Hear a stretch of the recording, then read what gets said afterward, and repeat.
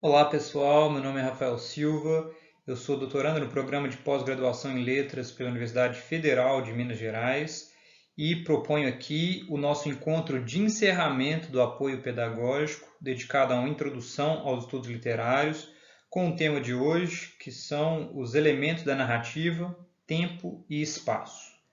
Antes de entrar na aula propriamente dita, eu já gostaria de deixar claro para as pessoas que estão acompanhando esse curso no primeiro semestre de 2020, que a partir de hoje, a partir do momento em que eu postar esse vídeo, ficará liberada a possibilidade de vocês preencherem o formulário de encerramento do nosso curso, a fim de obterem o certificado de participação no curso.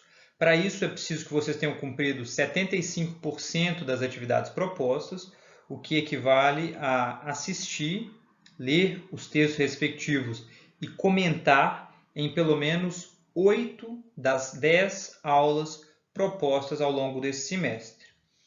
As respostas podem ser feitas até o final de julho e eu peço que todas as pessoas, então, preencham esse formulário, né? Todas as pessoas que quiserem o certificado, preencham o formulário até o final de julho, no máximo. É muito provável que esse mesmo curso se repita no segundo semestre de 2020 e, nesse caso, as datas vão ser, obviamente, adequadas para que todas as pessoas possam, né, assistir aos vídeos, comentar e requisitar o certificado no final do tempo que vai ser dado, não é? Dito isso, é preciso ainda lembrar que algumas pessoas pediram, não é, uma espécie de contato mais próximo para encerrar essa proposta do apoio pedagógico. E eu vou sugerir, então, uma live, não é, que nós faremos no dia 13 de julho, uma segunda-feira, a partir das 20 horas. Nessa live, eu pretendo falar um pouco do que foi o curso, não é, em formato virtual desse semestre, falar um pouco sobre a história do apoio pedagógico, partindo de uma publicação recente que nós propusemos dentro da Faculdade de Letras da UFMG, que revisita alguns dos cursos que nós já propomos dentro do apoio pedagógico, e terminar falando sobre o que vai ser o curso que eu pretendo propor no semestre que vem, ainda em formato virtual, gratuito e com emissão de certificados dentro do apoio pedagógico, mas dessa vez dedicada à mitologia clássica.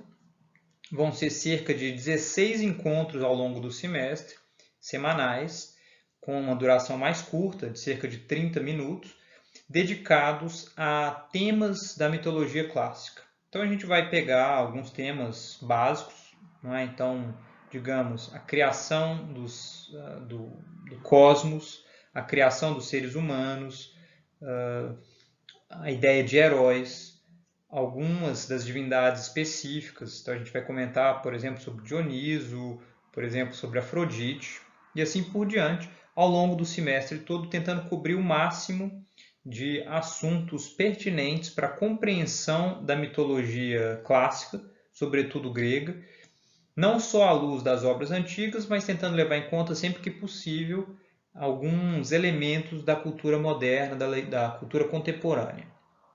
Tá?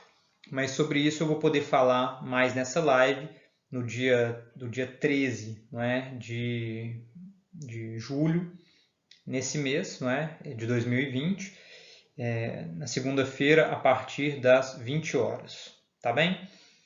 Dito isso, a gente pode partir para a exposição de hoje, sem mais delongas, que então consiste em falar sobre os elementos da narrativa, tempo e espaço. As nossas referências bibliográficas básicas são um texto, não é, do Benedito Nunes, A Desenvoltura Temporal do Romance, num livro dele, um capítulo de um livro escrito pelo Luiz Alberto Brandão Santos e pela Silvana Pessoa de Oliveira, que vai ser comentado de forma um pouco mais detida, e como uma sugestão suplementar de leitura, esse artigo também do Luiz Alberto Brandão Santos, Espaços Literários, que me parece muito instigante. O tempo na narrativa. O Benedito Nunes começa o seu texto propondo uma espécie de visita à teoria dos gêneros, que nós já vimos aqui, não é? Teoria clássica dos gêneros, em sua relação com o tempo. Ele propõe que a poesia épica seria então uma narrativa temporal de ações, voltada sobretudo para ações do passado. A épica, nós vimos, tem essa ideia de uma narrativa de ações já completas, uma vez que o narrador muitas vezes, inclusive, traz para a sua narrativa a consciência do desenrolar daquelas ações. Já a poesia dramática lida, não é, com o tempo, representando então ações no palco, não é? Ou seja, em cena. Não se trata muitas vezes de uma narrativa, mas encena ações no presente. Não é? Então, o público é contemporâneo, por assim dizer, das ações ali representadas. Então, a narrativa, por assim dizer, acontece na medida em que nós acompanhamos a encenação. Pelo menos na forma mais tradicional de poesia dramática. E a poesia lírica lida com o que a gente pode entender como uma espécie de descrição atemporal de sentimentos. Descrição essa que se dá num presente eterno. Essa ideia de atemporal tenta sugerir o que seria uma espécie de atemporalidade, uma espécie de universalidade dos sentimentos tratados na lírica. Obviamente, nós podemos questionar radicalmente essa ideia, porque, enfim, o que é, né, esse atemporal, o que é esse universal? É universal de fato para todos os povos? É atemporal de fato para todas as nações, para todas as etnias? Enfim, obviamente esse tipo de classificação padece de algum etnocentrismo e pode ser criticado. Mas em todo caso, a poesia lírica de fato é resistente a uma localização espaço-temporal. Né? Ela de fato propõe sentimentos como se estivessem descolados do tempo, como se estivessem descolados do espaço. Eu acho que é isso que o Benedito Nunes está capturando com essa proposta aqui. Logo na sequência ele vai citar o Lessing, não é? Mais conhecido pela sua obra chamada Laocoonte, que tem tradução para o português. O Lessing, que é um estudioso do século XVIII, não é?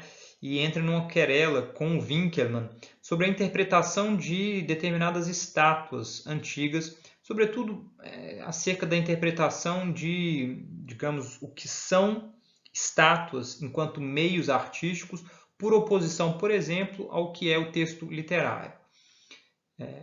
Na sua crítica mais veemente, o Lessing vai discordar da interpretação que o Winckelmann propusera ao Laocoonte, que é um grupo de estátuas. Se vocês tiverem interesse, cliquem aí no Google e procurem o que é, não é, o Laocoonte, bem famosas, em que esse sacerdote troiano é representado enquanto atacado por duas serpentes, ele e seus filhos, saídas do mar, num episódio que não é narrado na Ilíada, mas sim na Eneida de Virgílio.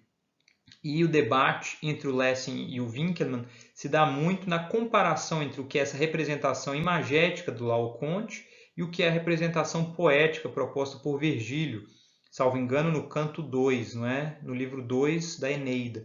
Quem tiver interesse, eu sugiro que dê uma olhada tanto no texto do Winckelmann, em que ele analisa essa obra, quanto no do Lessing, levando em conta ainda a passagem da Eneida e a própria estátua, não é? Comentada por todos eles.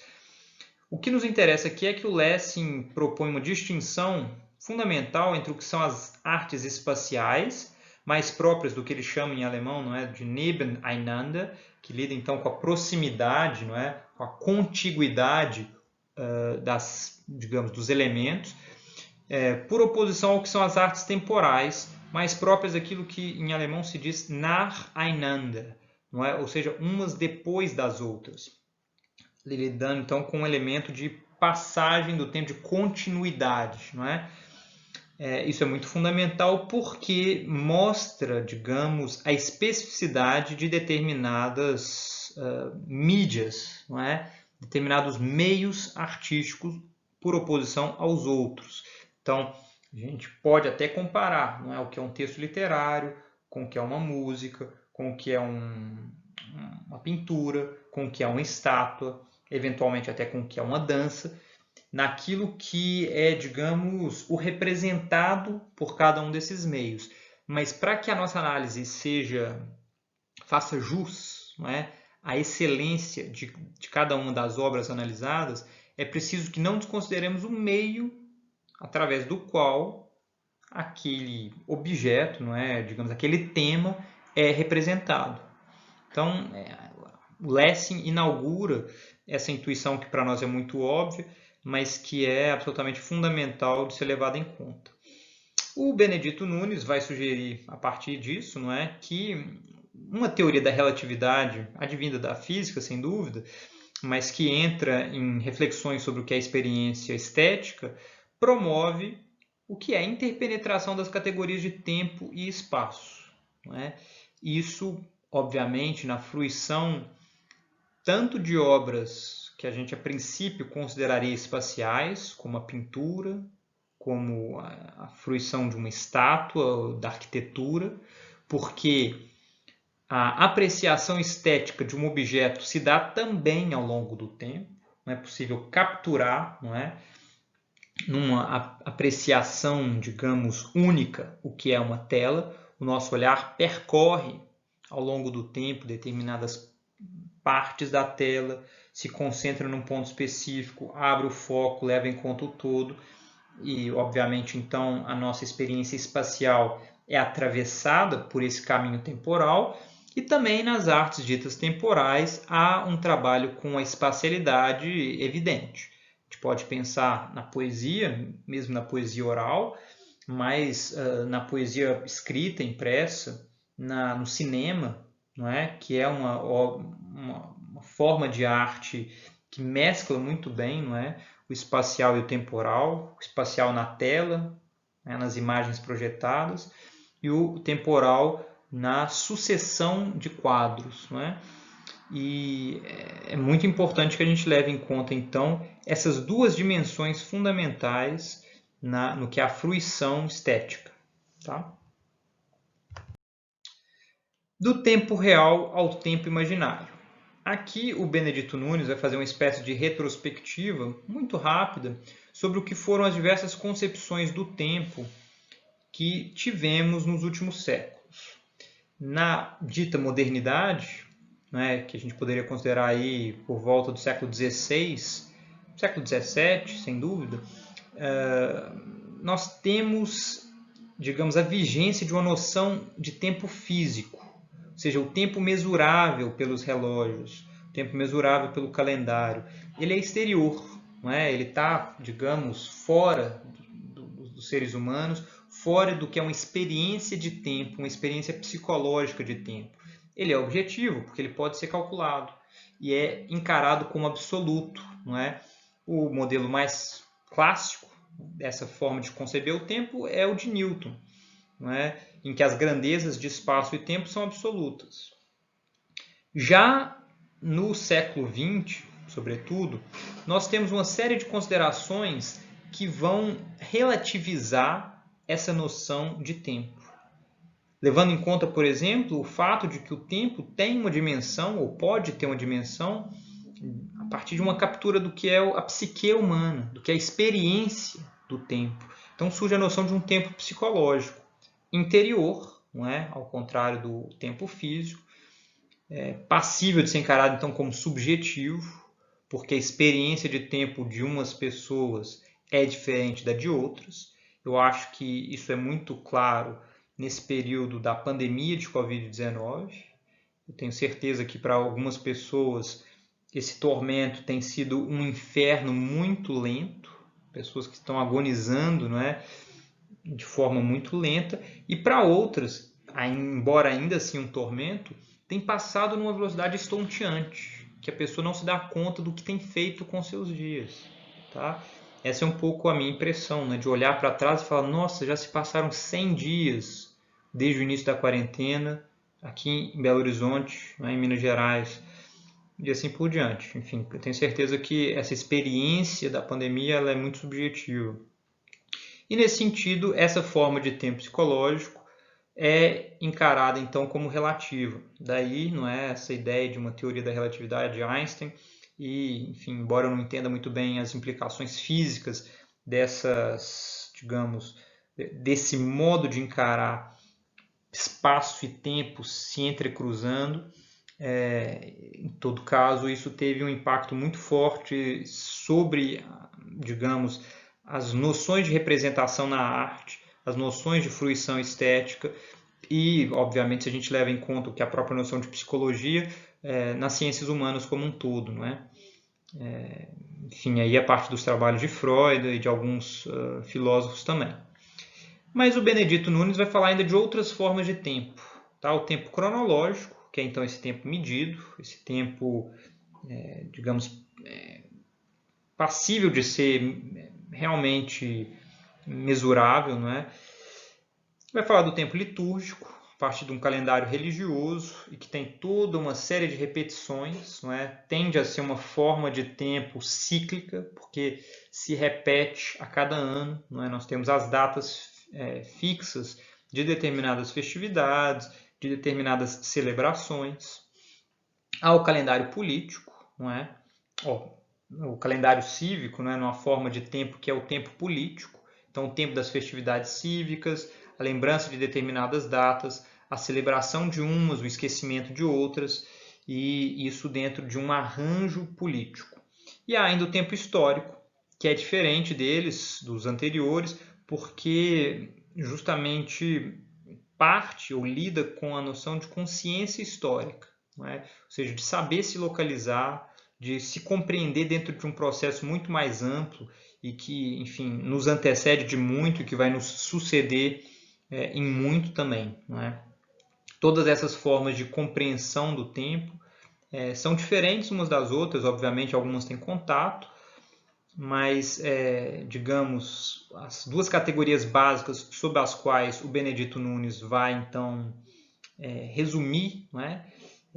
Diferentes concepções de mundo, diferentes concepções de tempo, são a partir dessas categorias do tempo cíclico, então um tempo que se repete, o tempo das estações, não é?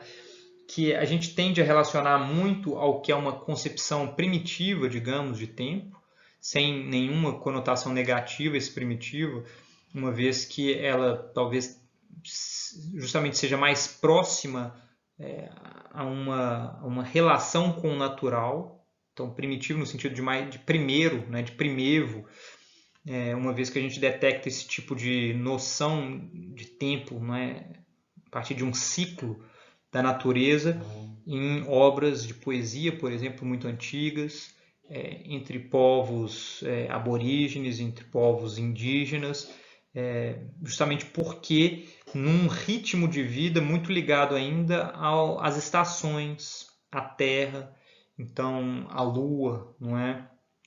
E a outros elementos naturais que enfatizam então essa circularidade do tempo, tá? Um tempo que se renova, por oposição ao que é uma noção de tempo teleológico, um tempo que tem um início, um meio e um fim, né? Do grego antigo, telos é o fim, então é um tempo que tem um rumo. Obviamente, a gente pode pensar em outras culturas que têm essa noção de tempo teleológico, mas isso é muito forte na cultura de base judaico-cristã, não é? Com a ideia então de um início, uma criação, e com a ideia de um fim, não é? De um juízo final, de um Messias, da vinda de um prometido, e que então conforma toda a nossa concepção do que é a passagem do tempo a partir desse referencial último em direção ao qual nós caminhamos. Mas, obviamente, não é preciso ser cristão ou judeu para acreditar, ou para ter uma concepção teleológica de tempo. O progresso, a crença no progresso, é muito formatada por essa noção teleológica. As pessoas que acreditam, não é, que nós progredimos continuamente por meio dos avanços tecnológicos, por meio dos avanços em termos de conhecimento, tem uma concepção teleológica de tempo, porque acham então que nós rumamos, não é, para esse fim que é a perfeição. A cada momento nós nos aperfeiçoamos, estamos cada vez melhores do que no momento anterior. Enfim, eu sei que às vezes é difícil acreditar nisso, mas boa parte das pessoas atualmente compartilham dessa noção. Daí ele vai entrar no que é nosso tema propriamente dito, não é? Falando da desenvoltura temporal dentro da própria narrativa. E aí ele vai falar de alguns gêneros literários sobre os quais nós já tratamos aqui, e acredito que com muita pertinência. Ele vai falar que o conto é, de modo geral, refratário às anacronias de alcance extensivo e de considerável amplitude. Por quê? Porque o conto, sendo uma forma bastante breve, a mistura de várias temporalidades, um jogo, não é, entre o antes, o depois, o agora, com várias camadas do que veio antes, com várias proposições do que será depois, ficaria excessivamente confuso, muito embaralhado. É óbvio que nada impede que um conto tente desenvolver isso, mas a rigor, assim, contos, de modo geral, trabalham com uma temporalidade, não é? E essa é a temporalidade ali da narrativa. Já a novela, que é um conto mais extenso, abrange situações diversas, encadeadas cronologicamente ou por uma casualidade que pode ser rigorosa. Então, embora haja uma temporalidade, de modo geral, também na novela única, a ação se estende por mais tempo, ela tem mais duração, uma vez que pode comportar então mais incidentes, mais eventos dentro da própria narrativa. E por fim o romance, segundo o Benedito Nunes, ao contrário da novela, que teve como matriz a anedota, o romance, de existência embrionária desde a antiguidade, mas cujo desenvolvimento teria de esperar pela fase de ascensão da burguesia, absorveu a expressão da cultura livresca. Ele vai continuar especificando logo mais o que ele quer dizer com isso, mas só para já aproveitar algumas questões que ele menciona, vejam aí, essa ideia de que a novela advém da anedota, a gente poderia, enfim, talvez evocar a partir de alguns exemplos antigos, né? As novelas exemplares do Cervantes, as próprias novelas, se a gente entende com esse termo, que estão ali dentro do Decamerão, não é? São, digamos, pequenas anedotas, então pontuais, mas mais extensas do que um conto, né? Tem mais eventos dentro dessa anedota do que num conto. O romance, por outro lado, é muito mais extenso. Ele fala aí dessa existência embrionária desde a antiguidade, e eu tenho certeza, quem estiver ouvindo aí agora essa exposição depois de ter ouvido a exposição sobre teorias do romance, vai reconhecer imediatamente aí uma alusão a Apuleio, a Petrônio, a Longo, a próprio Luciano, tá? Que são autores dos ditos romances antigos. Algumas pessoas nos comentários à aula anterior tinham sugerido, enfim, uma dúvida ou uma confusão com relação à nomenclatura, mas essa nomenclatura, eu já aproveito para dizer, ela não é muito estrita, não. Tá? A gente pode chamar então de romance antigo, esse romance feito pelos gregos e romanos na antiguidade, talvez de romance clássico ou romance tradicional, esse que advém com uma certa modernidade, ali Cervantes, um pouco antes com os franceses ou com os italianos, Rabelais e tal, mesmo o romance inglês, né? A gente poderia chamar de romance clássico burguês ou romance tradicional burguês, e deixar a nomenclatura de romance moderno para esses que são feitos a partir do século XX, na linha do que foi proposto lá pelo Anatol Rosenfeld, a partir de uma crise do sujeito, não é? Embora, como eu disse, né, essa nomenclatura não é muito estrita, vocês vão encontrar pessoas que vão falar de romance moderno para se referir ao romance inglês do século XVII, XVIII, né, XVIII sobretudo. Enfim, então vai ter alguma fluidez nessa nomenclatura. Mas o Benedito Nunes, no que diz respeito então à passagem do tempo, não é, dentro do romance, vai dizer o seguinte: a extensão da obra romanesca casa-se com o sincretismo ou hibridismo de sua forma, que combina elementos díspares, digressões, comentário, expressão lírica e apresentação dramática, como diferentes centros de interesse, podendo narrar uma ou mais de uma história num discurso de andamento variável que tende a continuar, ao contrário da novela, para além do ponto culminante da ação principal. Então vejam, o romance, como nós sugerimos na última aula, é essa forma plástica por definição, bastante mutável, bastante aberta, a transformações, e é por isso que ela, a princípio, não tem uma forma de temporalidade, ou uma forma de relação com o tempo que a defina de partida. Porque ela pode lidar com o tempo da rememoração, ela pode lidar com o tempo da projeção no futuro, ela pode usar flashbacks, ela pode usar flash forwards, ela pode, enfim, lidar com o que é o tempo psicológico por oposição ao que é o tempo físico. O romance do século XX vai fazer muito isso. Então, digamos, a forma mais aberta em termos de gênero literário no que diz respeito à passagem do tempo, à representação da passagem do tempo. O Benedito Nunes vai sugerir que o romance é uma espécie de épica moderna da burguesia. Obviamente ele está conversando aí com a proposta do Ian Watt, mas também com o que é a proposta do Georg Lukács, o Lukács, que tem também uma teoria do romance, eu poderia ter mencionado na aula anterior. Algumas pessoas que fizeram comentários lembraram dessa teoria, que é muito rica, obviamente, de matriz romântico-alemã também, tá? Compartilhando essa ideia, de uma oposição entre uma concepção de tempo, digamos, mais próxima do natural, mais próxima do que é, enfim, o homem junto à natureza, por oposição a essa, digamos, concepção de tempo moderna, fragmentada, em que o ser humano já está descolado do seu meio, e ele vai propor, então, entender, o Lukács, o romance como épica moderna da burguesia. E é interessante levar em conta ainda o fato de que o romance, esse romance do século XIX, um pouco antes, talvez, a gente poderia dizer, o romance tratado pelo Ian Watt, ele coincide com o surgimento de uma consciência histórica mais estrita. Tá? Em que sentido? No sentido de o ser humano se compreender dentro de um fluxo que o antecede e que há de sucedê-lo. Isso, obviamente, não é uma coincidência. O desenvolvimento de romances no século XIX coincide com esse período que é talvez o verdadeiro advento da consciência histórica na modernidade, o século XIX, que é enorme pela quantidade de histórias que escreve, pelo interesse histórico muito grande, fundação de inúmeras cadeiras de história nas universidades, e nada disso é por acaso.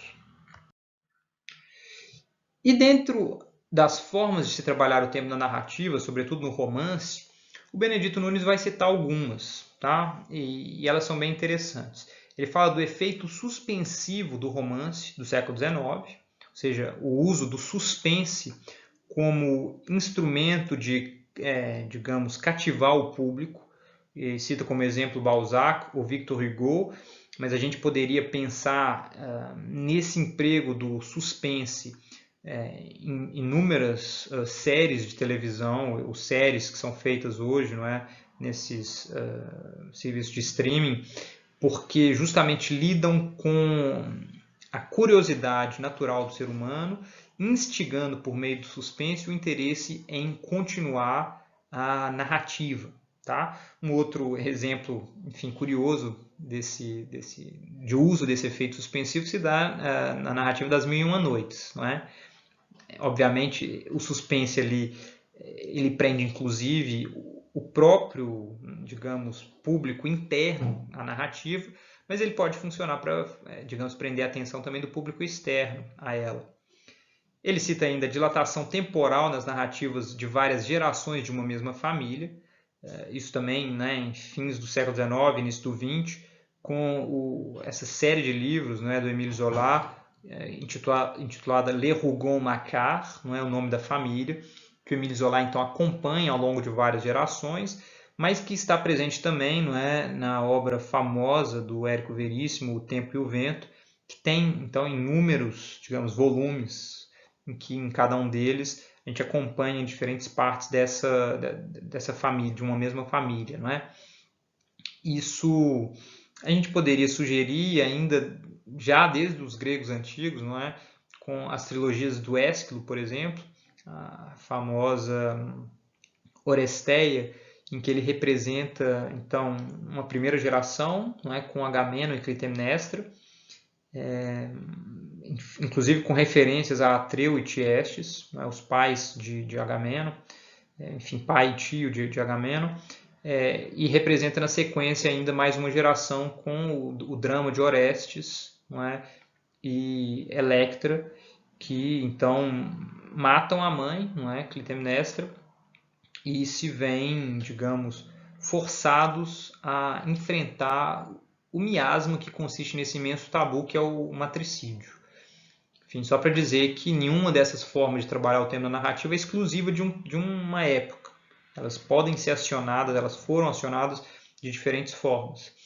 Há ainda a criação da ilusão de simultaneidade como forma de romper com a causalidade temporal clássica, como no cinema, não é, por meio da montagem.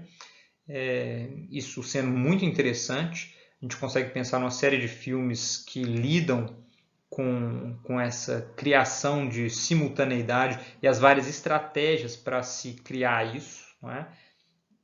Obviamente, montagem de cenas temporalmente é uma estratégia, mas há até aquelas que tentam então uma sobreposição de dois quadros dentro do mesmo enquadramento, né? E em termos literários, isso a gente já encontra em Homero. Tá? Homero, quando ele quer, digamos, narrar determinadas cenas de combate, o narrador ele migra, não é, o foco da narração a depender do seu interesse, e por meio disso ele cria a ideia de simultaneidade de vários combates acontecendo ao mesmo tempo.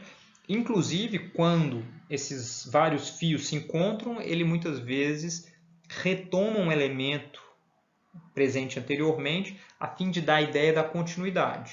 Então, falar, olha, essas coisas todas aconteceram antes, vamos lá, né, retomar a partir do momento em que eu narrava outra coisa. Mas isso, enfim, foi usado de forma muito produtiva também em narrativas modernas. Tá? A Flaubert faz isso muito bem, e a gente tem ainda como pensar em Ulisses, tá, do Joyce, em Berliner Alexanderplatz, tá, do Döblin, entre outras possibilidades. E ele fala ainda da narrativa estereoscópica, ou chamada multifocal, e dá como exemplos Contraponto, do Aldous Huxley, ou Os Moedeiros Falsos, do André Gide, que combina, não é, então, diferentes perspectivas de personagens, narradores, e essas perspectivas embaralham um pouco a passagem do tempo, tá? Justamente jogando o que é o antes e o depois para o que é uma experiência psicológica de passagem do tempo, muitas vezes tornando difícil compreender a ordem dos fatos. Tá? São estratégias todas elas de, digamos, de lidar com o tempo produtivamente dentro da narrativa. E ele vai mencionar de forma muito instigante Lawrence Stern e Machado de Assis, dizendo que para essa desenvoltura, não é, essa, digamos, formas de pensar o tempo dentro da narrativa, formas produtivas de se lidar com o tempo dentro da narrativa, muito importou que o ato de escrita e o ato de leitura fossem visados como acontecimentos internos à criação ficcional, concorrendo com a história narrada. Um dos caminhos da autonomia artística da forma romanesca, conquista que não se fez num dia nem foi palmilhada em linha reta, tal ocorrência teve em Sterne, no século XVIII, e em Machado de Assis, entre os séculos XIX e XX, os seus grandes promotores isolados.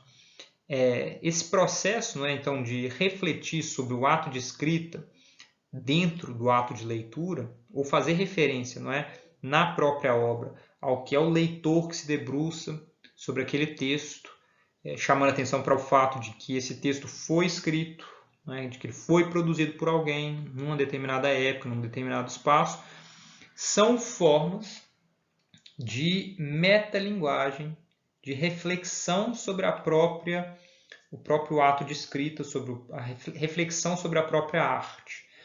E o Benedito Nunes mencionou o Lawrence Sterne e o Machado de Assis, mas essa é uma tradição que a gente poderia dizer remontar ao próprio Luciano de Samosata. Eu já mencionei a obra dele, das narrativas verdadeiras aqui. Eu sugiro vivamente que quem tem interesse nessa, digamos, genealogia do romance se debruce sobre o Luciano, porque ele é muito importante para o que vai falar o Bakhtin, para o que vai falar o professor Jacinto Lins Brandão, e é de fato fundamental que a gente compreenda, não é, autores como Machado e Lawrence Sterne dentro de uma tradição que a gente poderia chamar de tradição luciânica. Tá? Obviamente, essa tradição flerta com o que a sátira menipéia, tratada lá pelo Bakhtin, mas ela inaugura em literatura uma atitude extremamente irônica e produtiva dentro da obra de arte, que consiste em se voltar para a obra de arte, nela mesma, e fazer com que a quebra da ilusão, a gente poderia dizer a ilusão mimética, produza no leitor uma série de efeitos.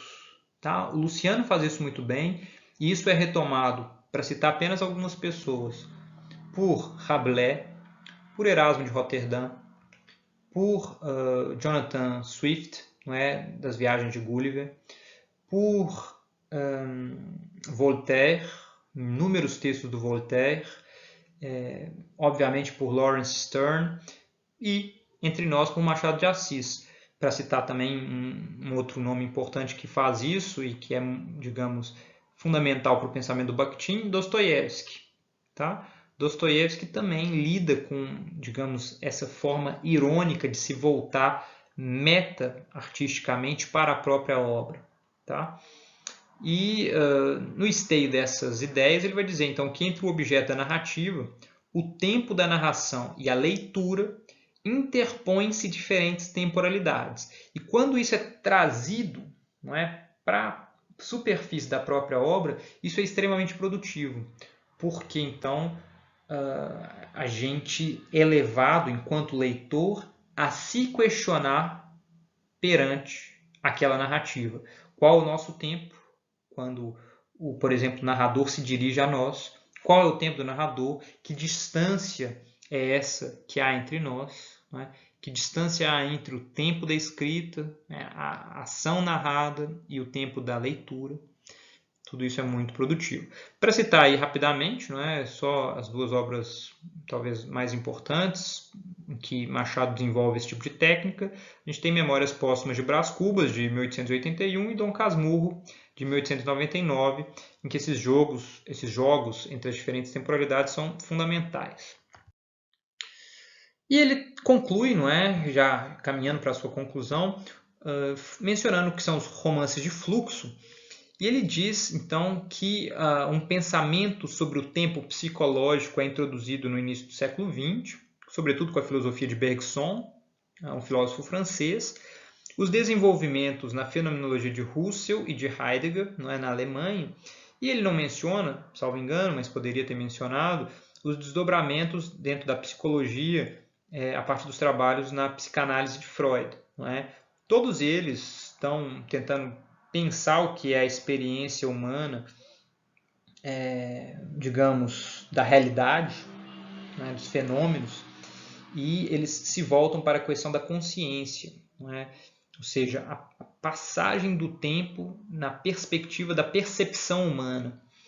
E eles vão tentar tratar disso, não é? Esses trabalhos do Bergson, do Husserl, do Heidegger, do Freud, são inclusive muitas vezes difíceis, porque essa é uma temática espinhosa para a tradição filosófica, embora não nova, não é? Tal como o próprio Benedito Nunes lembra, a subjetividade temporal foi tematizada frequentemente pela literatura tradicional. Ele cita o exemplo célebre do Agostinho, não é, nas Confissões, uma passagem muito bela das Confissões em que ele tematiza o agora, não é, diante do que é o antes, do que é o depois, não é, o hoje diante do que é o ontem, do que é o amanhã, e vê a quantidade de aporias que perpassam o tempo, não é, a ideia de tempo, o que é o tempo, o que é o agora. Isso está presente no Goethe também muito forte. mas raramente esse tema foi incorporado à própria forma da escrita. Tá? Isso advém a partir do século XX, sobretudo com isso que é chamado então de fluxo de consciência, né? Na expressão original em inglês, The Stream of Consciousness, na expressão do William James, que é um filósofo americano, né, estadunidense. E esse fluxo de consciência é o que será na criação romanesca o eixo principal da transformação do enredo. Tá? Justamente porque esse sujeito moderno fragmentado, ao ser colocado ali, digamos, no centro da narrativa, muitas vezes sendo ele próprio o narrador, essa narrativa representa o que é a experiência subjetiva de passagem do tempo. A gente vê isso no Sonho e a Fúria, por exemplo, do William Faulkner, no próprio Orlando, da Virginia Woolf, e em outras obras que vão ser mencionadas na sequência. O Bergson fala então, não é, dessa duração interior, esse filósofo responsável por refletir sobre essa duração interior do tempo, em reflexões que vão ser fundamentais, inclusive, para o desenvolvimento do Em Busca do Tempo Perdido, do Proust, né? Um escritor contemporâneo ali do Bergson, né, do início do século XX, e que vai, em diálogo com o Bergson e com o Freud, tentar incorporar a forma da narrativa, uma narrativa longa, cheia de volteios, com períodos infinitos, né, parágrafos longuíssimos, tentar de alguma forma trazer para a literatura o que é a experiência inapreensível de passagem do tempo. O Benedito Nunes vai nos dizer: essa contrastação com o sentido de um antagonismo radical inerente à própria realidade é também o fulcro da filosofia de Henri Bergson, que encontrou no tempo psicológico a antecâmara da liberdade como resposta ao determinismo das teorias evolucionistas vigentes na segunda metade do século XIX. A permanente descoincidência desse tempo com as medidas temporais objetivas corresponde a uma diferença de natureza. E ele vai então contrapor, não é, a causalidade temporal, dentro de uma lógica mais tradicional de passagem do tempo, ao que é uma duração interior, em que muitas vezes essa causalidade se vê questionada, em que há uma aparente arbitrariedade no encadeamento de ideias. E o Bergson vai sugerir que é no tempo exterior que o ser humano não se determina, enquanto na duração interior, sim. Daí, uma série de reflexões sobre a autodeterminabilidade do ser humano dentro do que é o seu foro íntimo, né? Dentro do que é a sua experiência de mundo interna. Eu não vou entrar aqui, obviamente, nas explicações filosóficas disso, mas eu, enfim, resolvi colocar essas passagens aqui, essas referências, para salientar aquilo que algumas pessoas que têm acompanhado o curso já notaram e que vale a pena salientar sempre, que é a interface entre literatura e filosofia, a interface entre estudos literários e filosofia. Para nós é impossível pensar a literatura de forma produtiva sem estarmos em diálogo com o que são as teorias filosóficas de nosso tempo, tá? Com o que são as teorias filosóficas da história do pensamento. Porque várias dessas categorias, além de se cruzarem, elas se fertilizam de forma muito produtiva. Então é muito frequente que determinados críticos literários se afinem a certas correntes filosóficas em detrimento de outras. Tá? Bem, dito isso, a gente conclui então a exposição do texto do Benedito Nunes e passa para o texto de Santos e Pessoa, dedicado ao espaço na literatura. Né? E eles começam esse texto dizendo que a todo ser atribui-se um determinado estar. Obviamente já tem aí um jogo linguístico interessante, não é? Possível em português, muito bem. Entre isso que é da ordem da eternidade, não é? Da permanência, que é o ser, por oposição a isso que é da ordem do estar, que se localiza no tempo, que se localiza no espaço, que é mais próprio de uma espécie de passagem, de efemeridade. E eles vão dizer: o espaço é esse conjunto de indicações concretas ou abstratas que constitui um sistema variável de relações. E eles vão dizer então, não é, que um personagem pode ser situado com relação ao espaço, ao tempo, a outras personagens, à sua própria psicologia, à sua expressão linguística. Então veja, as formas de localizar alguém no tempo, ou melhor, de localizar alguém tout court, são muito variadas. Isso pode ser no tempo, isso pode ser no espaço, mas isso pode ser com relação a outros fatores, a outras pessoas, a outros quesitos, né? E essas formas de localização são fundamentais para que a gente compreenda, né, o que é alguém, né? Na medida em que esse alguém sempre está algo. É o que eles vão dizer logo na sequência, né? Só compreendemos que algo é ao descobrirmos onde, quando, como, ou seja, em relação a que esse algo está. Essa intuição é fundamental. E aí, falando então dos valores espaciais, eles vão nos sugerir que o espaço pode ser compreendido como aquilo que se vê, né? E isso se dá a partir do privilégio tradicional do sentido da visão na cultura ocidental. Isso foi muito frequente, não é? A ideia então de que o espaço é aquilo, não é, externo, passível de ser compreendido pela visão. Esse privilégio do sentido da visão é algo que foi criticado, não é, por, entre outras figuras, Jacques Derrida, chamando atenção para o fato de que ou boa parte do nosso arcabouço de pensamento lida com o sentido da visão como se fosse um sentido superior aos outros. Então a gente fala assim, isso está claro para mim, né, numa metáfora visual. A gente poderia pensar em outros exemplos, como por exemplo, você vê isso, você, em grego antigo, não é? O verbo para saber, ele é uma forma de perfeito do verbo ver. Não é? Então, oida é eu vi, mas também eu sei, por ter visto. E, enfim, e todo um vocabulário da cognição passa por isso que é próprio digamos, da visão, como, por exemplo, esclarecer, né, um esclarecimento, e assim por diante. E, nesse sentido, a literatura costuma interrogar a certeza que possuímos quando acreditamos na concretude dos espaços. A literatura e mesmo a filosofia são, então, meios de questionamento dessa, digamos, armadilha em que os espaços seriam apenas isso que nós vemos do lado de fora, isso que nós podemos eventualmente tocar, não é? Porque uma vez que toda percepção é perpassada por valores, e a literatura é um dos modos de indicar que esses valores variam ao longo do tempo,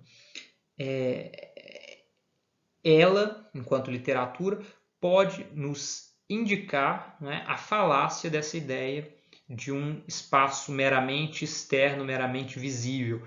Há uma dimensão afetiva, digamos, dos espaços que ultrapassa em larga medida essa dimensão superficial, né, do que é captado apenas pela visão.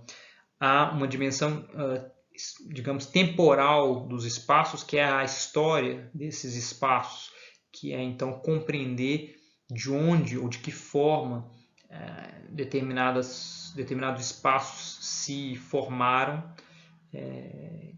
o que explica que eles se encontrem de determinada maneira hoje e assim por diante.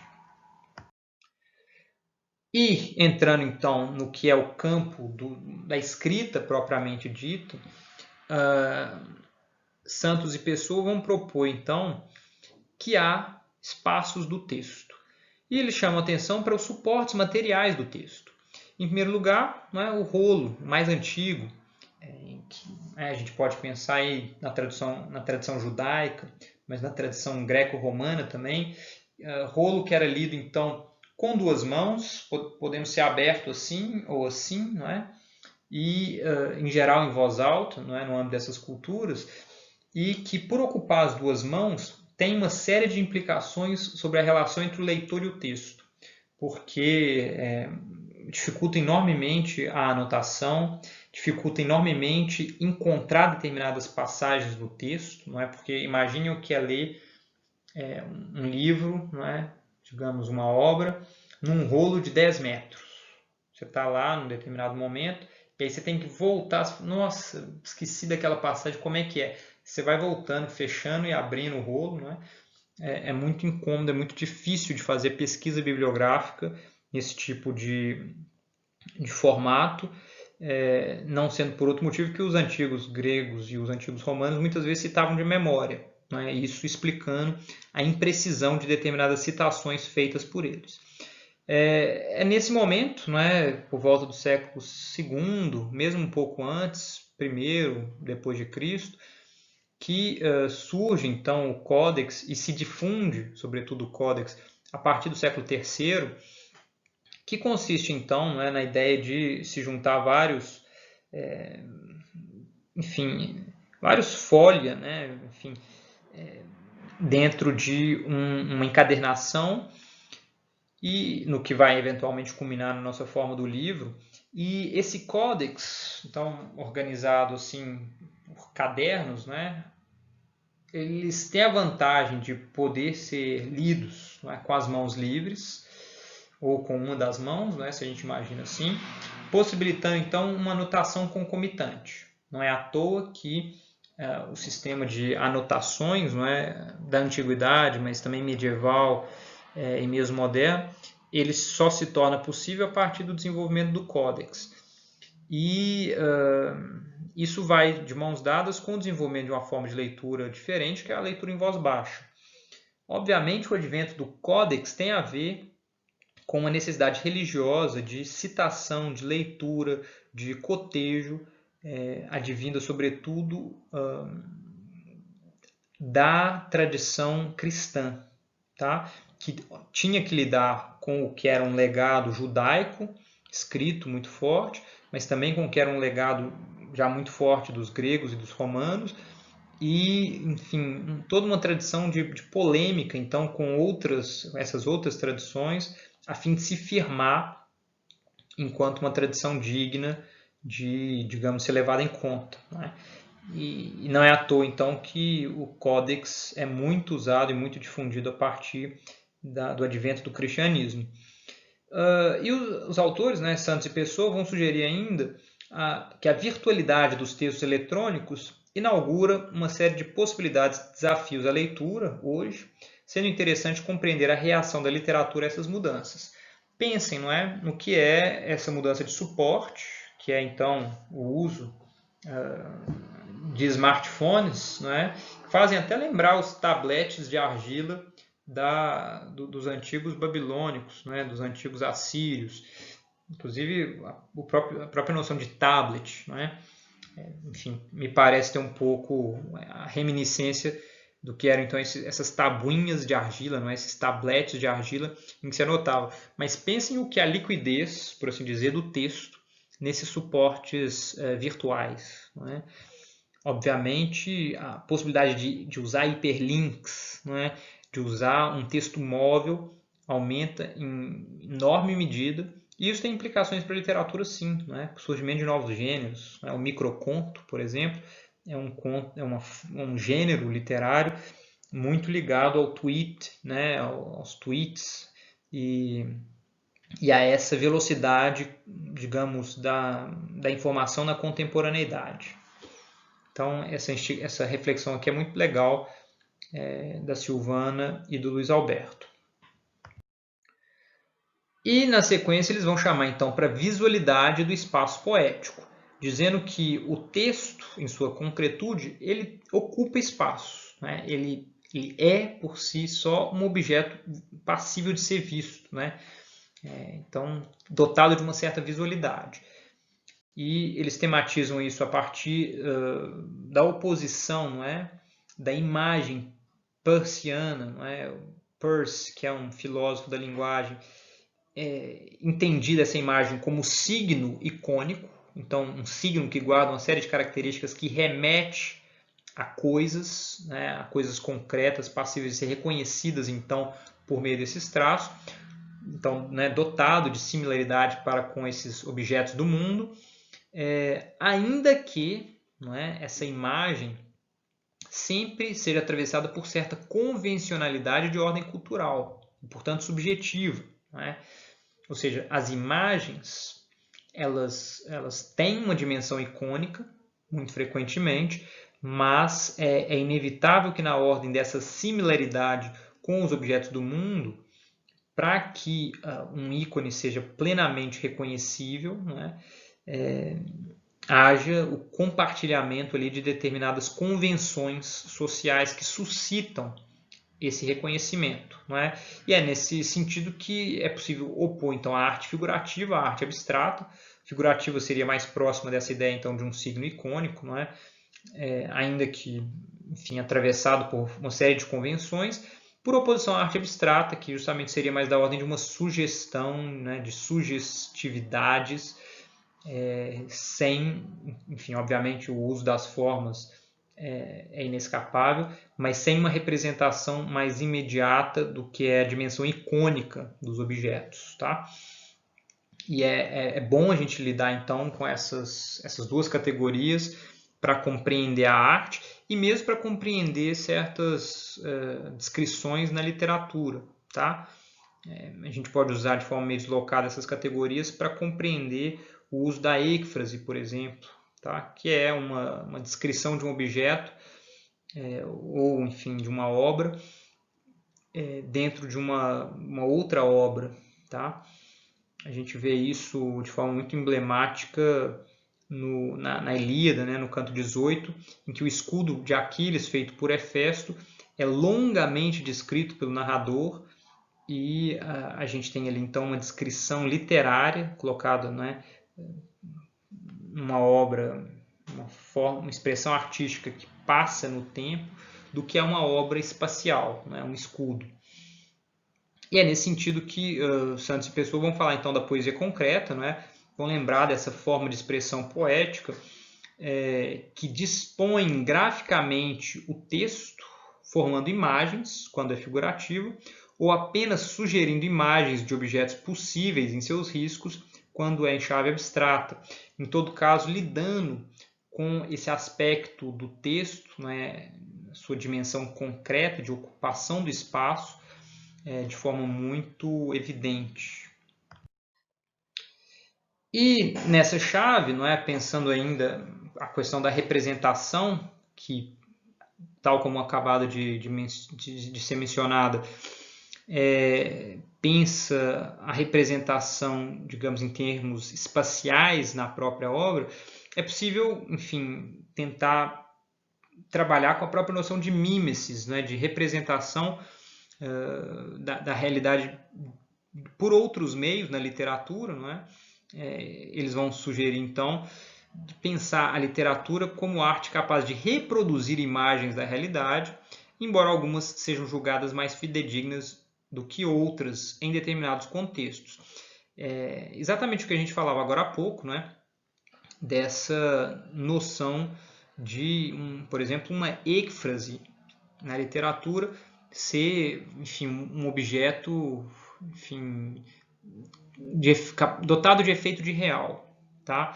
Ou seja, quando a descrição de determinadas realidades almejam ali um efeito de real que, a partir de determinadas convenções sociais, tem um certo apelo sim, mas, enfim, em outros contextos teriam muito menos apelo.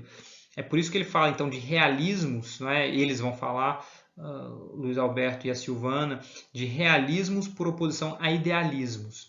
Por quê? Realismos são diferentes sistemas convencionais de representação do real, mas não por ser ou por se pretender um sistema de representação do real, eles são mais próximos do real do que diferentes idealismos, né, que são sistemas de representação então de ideias, porque ambos, obviamente, são convencionais, ambos, obviamente, partem do que é uma experiência de mundo subjetiva e, nesse sentido, embora seus objetivos possam ser diferentes, os meios com que eles lidam são basicamente os mesmos, tá? Mas então é importante a gente levar em conta que idealismos e realismos só são passíveis de serem compreendidos dessa forma a partir dos sistemas de convenção que adotam, tá? Ou seja, sua localização no espaço e no tempo, na sociedade em que eles são vigentes. E é por isso que será dito que só é válido afirmar que o texto literário reproduz a realidade se se entende que reproduzir significa literalmente produzir de novo, ou seja, em um gesto que é, de certo modo, repetição, gerar uma realidade diferente. E isso é válido tanto, digamos, para uma literatura realista, quanto para uma literatura idealista. Né? A gente poderia pensar aí numa literatura simbolista, numa literatura barroca, não é? Uma literatura que faz da expressividade a sua característica distintiva, mas que, por ser, por se encontrar dentro de um sistema de convenções num determinado tempo, num determinado lugar, é passível de ser lida como forma de representação do real. Tá? Mesmo ideias são formas, digamos, de se expressar perante o real, perante a realidade. Já encaminhando aí a conclusão dessas propostas, não é? A Silvana e o Luiz Alberto vão propor algo muito próximo do que tinha sido dito pelo Benedito Nunes, mas aqui da perspectiva do espaço e não do tempo, desse entrecruzamento entre essas duas noções, né? Espaço e tempo, e eles vão dizer então que é muito produtivo pensar o espaço como um motor da memória. E falam então da possibilidade de o espaço ser rearranjado à luz da memória. Isso é fundamental, não é? Várias obras vão tematizar isso, várias obras vão consistir basicamente num enorme esforço de refletir sobre isso.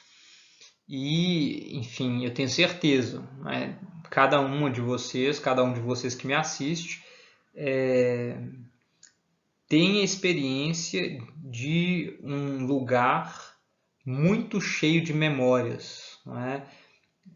Isso pode ser uma casa, isso pode ser um quarto, isso pode ser uma avenida, mas conhecer a história de um lugar muda radicalmente a nossa experiência desse lugar. Isso, obviamente, para nossas experiências afetivas, então casas, né, da nossa infância, espaços da nossa infância, é ainda mais forte.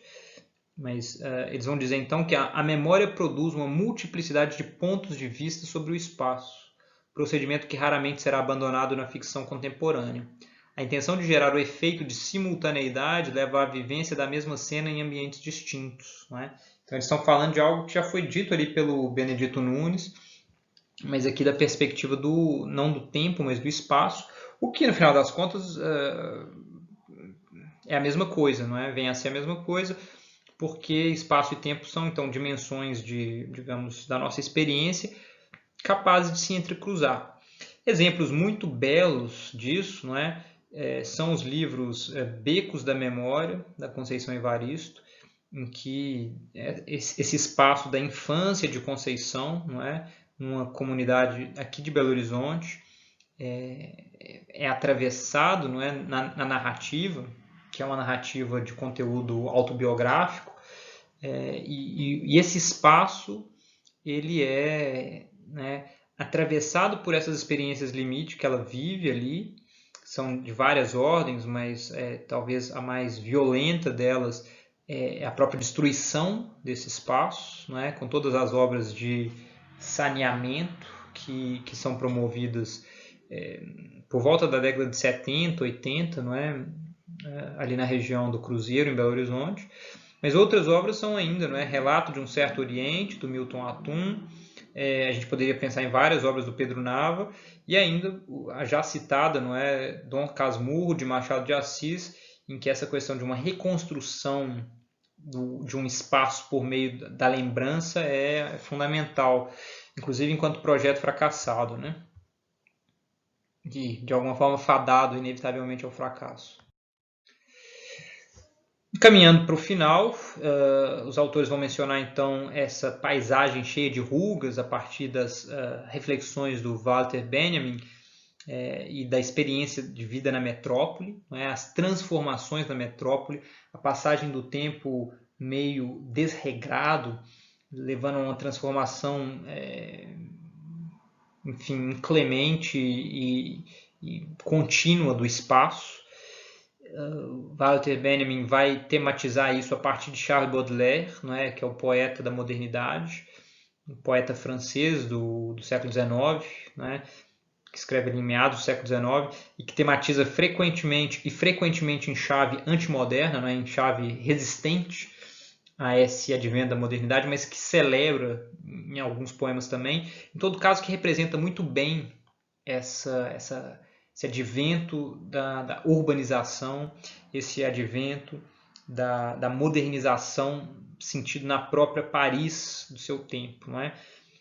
Charles Baudelaire vai tematizar isso por meio das figuras do flaneur, não é? Do vagabundo, desse que vaga, né? que de alguma forma flana, e da prostituta, como figurações do peregrino sem fronteiras, uma vez que se colocam contra a estabilidade consagrada e, assim como o espaço urbano, estão em permanente transformação.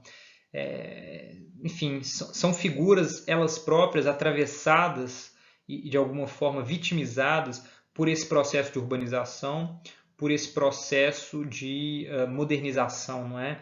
A gente fala aí do flaneur, da prostituta, mas com Carolina Maria de Jesus, em Quarto de Despejo, a gente poderia falar dos catadores, não é? Que tem tanto de flaneur e que nessa obra de Carolina se torna, enfim, ela própria enquanto catadora, autora, narradora, personagem do livro e que, enfim, de forma muito comovente, não é? Consegue nos mostrar isso que o Benjamin tenta tematizar por meio do Baudelaire, e das figuras de Baudelaire, mas que ela coloca, enfim, no centro da questão ao trazer essa perspectiva direta para a própria narrativa, inclusive em termos formais, não é, da narrativa, uma narrativa fragmentada, uma narrativa muito quebrada e que, nesse sentido, representa em si própria essa fragmentação do sujeito,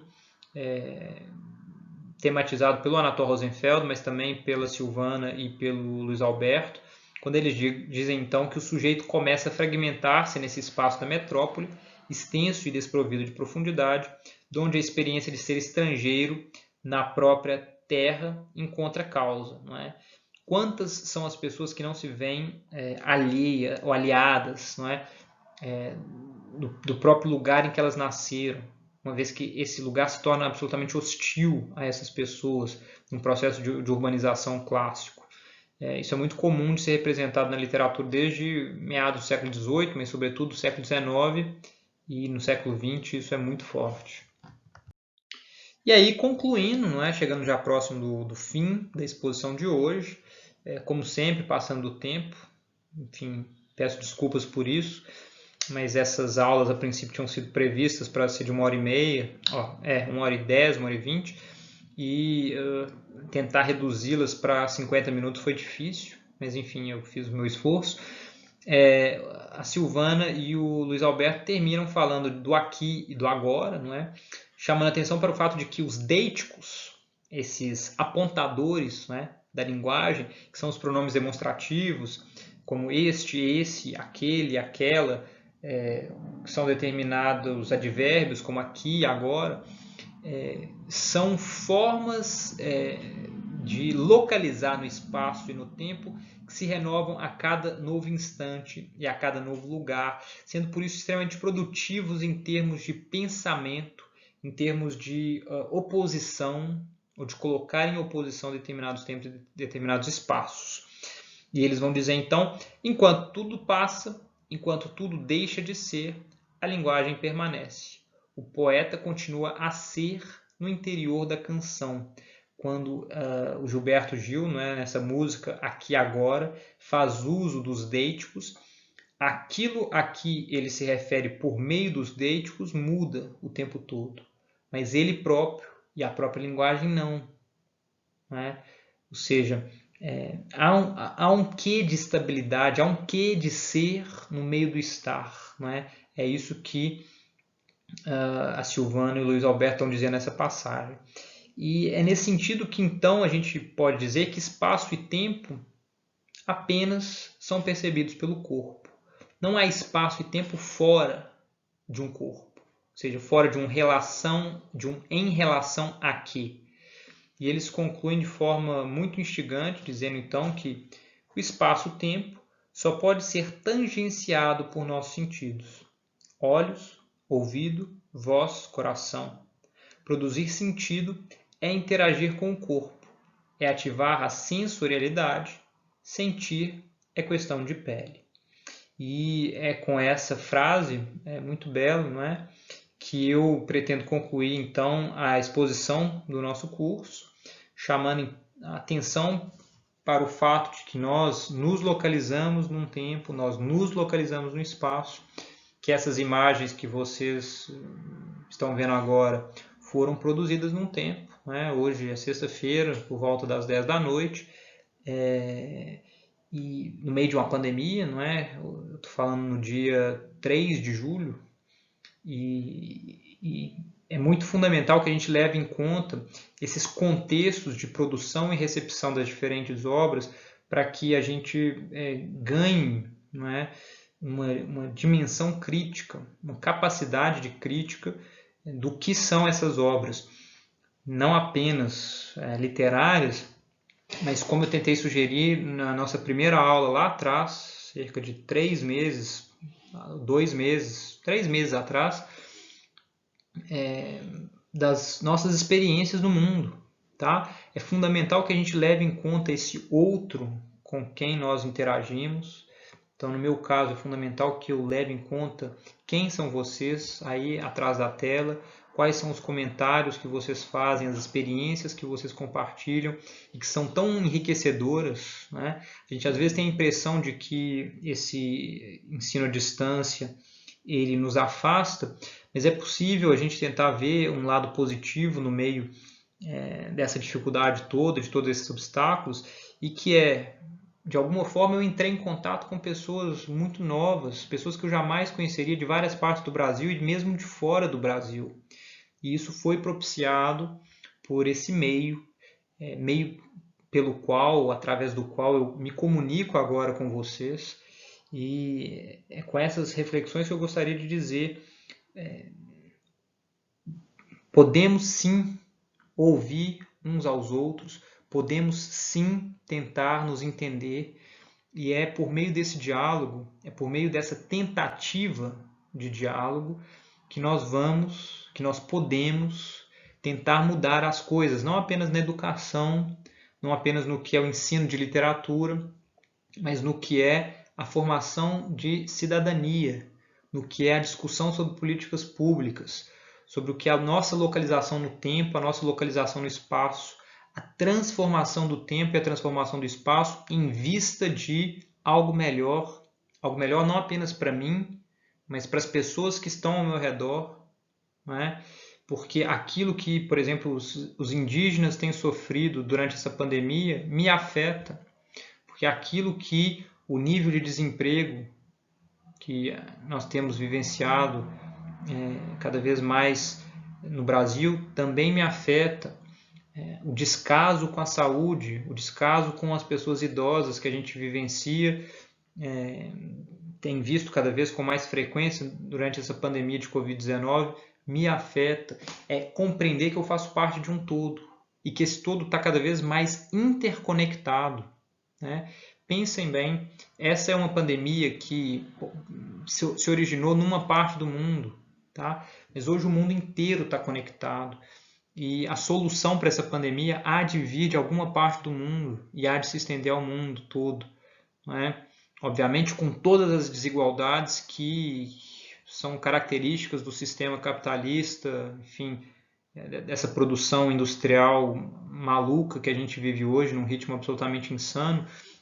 Mas para que a gente possa compreender, denunciar essas desigualdades, essas mazelas, é preciso que nós nos escutemos, é preciso que nós nos toquemos, que nós nos compreendamos. E esse curso aqui foi em larga medida pautado por essa ideia, a ideia do apoio pedagógico, e que eu pretendo estreitar, não é, com a proposta que veio de alguns de vocês, de uma live de encerramento para esse curso, que eu proponho então, eu já vou criar logo mais o evento no YouTube, vou divulgar no Facebook, de uma live na segunda-feira, dia 13 de julho de 2020, a partir das 8 horas da noite, no canal, não é? E lá a gente vai poder interagir, vai poder conversar sobre assuntos diversos, e eu espero que seja mais um momento de troca disso que para mim foi extremamente prazeroso, tá? Enfim, esse curso foi incrível para mim, né? Eu tive a possibilidade de apresentar algumas ideias, de ouvir muitas críticas, muitas sugestões, muitos complementos e, enfim, saio dele, tenho certeza, muito enriquecido por essas trocas que eu acredito terem sido possíveis nesse ambiente virtual, tá? Então é com essas palavras que eu encerro, não é, a apresentação de hoje, trazendo aí as referências bibliográficas e convidando cada um de vocês a, enfim, terminar o curso, a frequentar outras propostas do canal, a continuar acompanhando o apoio pedagógico e, se possível, estarem presentes na live de encerramento que vai acontecer na segunda-feira, do dia 13 de julho, a partir das 20 horas, aqui mesmo. Muito obrigado, um forte abraço e até mais.